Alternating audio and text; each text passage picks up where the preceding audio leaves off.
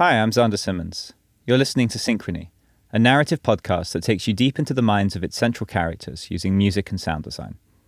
In the second part of this story, we enter the world of Ayla's teacher, Paul.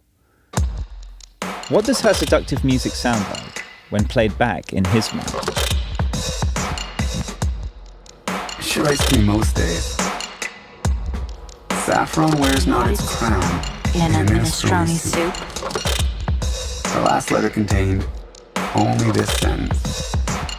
Saffron's her name for me. But she's called me since that time she came into my office and declared herself mine. I've been preparing for something like this to happen after the insistent, penetrating looks she used to send me each morning. Right into my eyes. She worships me. Yeah, she's a siren. She's an artist. She's an artist. She worships me or the class defender from the fire. She's an artist. Worships me. She's a siren. She's an artist. She's there. She has no drugs. She's mad. She's a harpy. She's half my cage.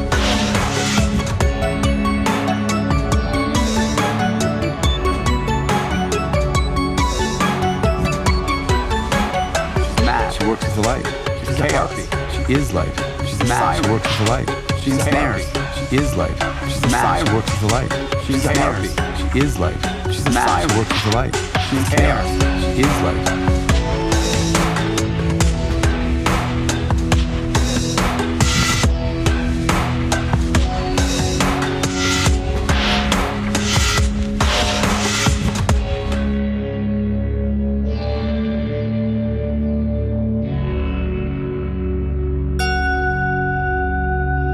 Don't you think we were meant to be together?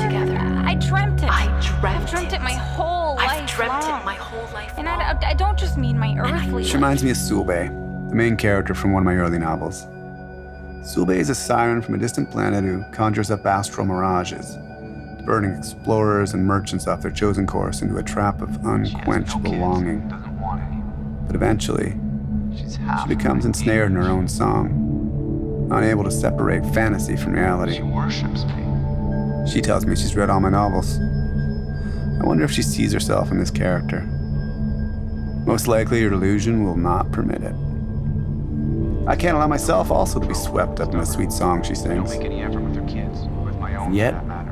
And yet, Remote. what if? I live on an island. What if this is exactly what I'm I live looking in an for? ivory tower. I avoid talking about difficult topics. I live in my head. I know it's important or a career. Worst of all, my writing is just parasitic narcissism, feasting on all the pain I encounter from safe distance. In my head, I have support her in a career. Shitting it out. Worst of all, bestsellers my that writing is flirt with just profundity but are parasitic ultimately shallow. narcissism. What if this is exactly what I'm looking for?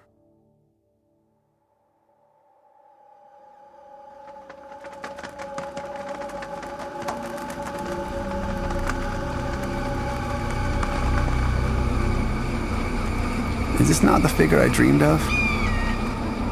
Bird woman who landed on my head and pecked at my skull over and over, drilling a hole for the stuckness to pass through?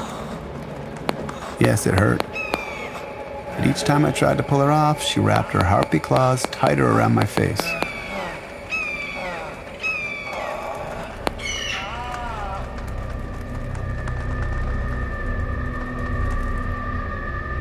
Path to liberation's paved with pain, the Buddhists say.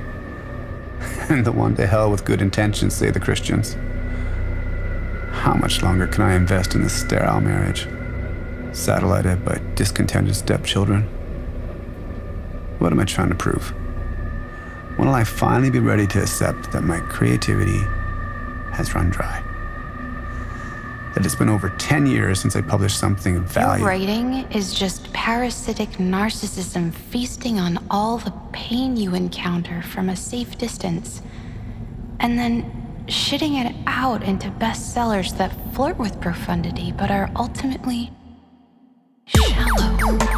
Your energy is deep, deeper than the deepest ocean. I want to swim in this energy forever, and I can dive down and pull you up out into the sky and fly. Don't you want to fly? Of course she's mad. She comes to class carrying a large black orb to protect her from the 5G.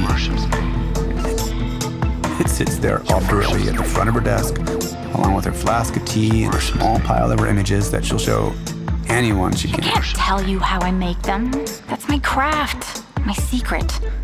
If I told you, you'd just copy me. Psychedelic artwork. She plans to forge in glass and illuminate at an outdoor exhibition. There's something to it, I suppose. If only she wasn't so difficult. She spends the morning staring at me like I'm some kind of holy relic. Yes, exactly. I do my best to avoid her eyes. Thinking last night.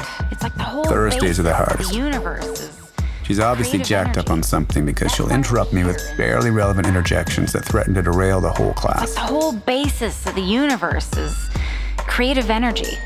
That's why we're here, and that's why we create. Classmates tolerate her well enough, but I can tell some of them are losing patience with her. I thought we could gently broach the subject in private, but what are you meant to say when someone stands up and declares their love for you? Tell them to keep quiet and focus on their work?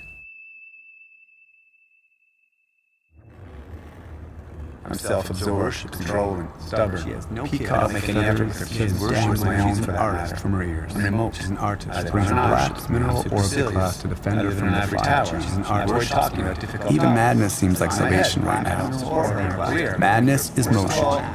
My life is stasis. Stagnation. At dinner, Samantha serves up an overcooked stew of familiar criticism. I'm self-absorbed, controlling, stubborn. I don't make any effort with her kids, with my own for that matter. I'm remote. I live on an island. I'm supercilious. I live in an ivory tower. I avoid talking about difficult topics. I live in my head. I don't support her in her career. And worst of all, my writing is just parasitic narcissism feasting on all the pain I encounter from a safe distance, and then shitting it out into bestsellers that flirt with profundity, but are ultimately shallow. Your energy is deep, deeper than the deepest ocean. I want to swim in this energy forever, and ultimately shallow. She tells me this as I clean the remains off the rack of lamb she's prepared, picking the bones from my plate and hers, and stacking them up in an elaborate sculpture that stands up in defiance of her sermon. Your energy is deep, Tones flat and matter of fact. Deeper than the deepest Keeps her eyes pointed at my face. Not once do I meet them. I want to swim in this energy. Make another pass at the bones, making sure to rid them of every scrap before reassembling my tower. Dive down. I pretend to relish each bite, but in reality, out into the sky. I taste nothing. When she's finished talking, I clear the table, tip the bones into the compost, remembering to give one to the dog, and put the dirty plates in the dishwasher. Samantha remains bolt upright at the table, pouring herself another glass of Bordeaux. I snatch up the bottle as I pass, taking it up to my study so I can pour over her most recent email for the fourth time today. Saffron wears not its crown in a minestrone soup. I'll masturbate, just a quick one. Then get back to work.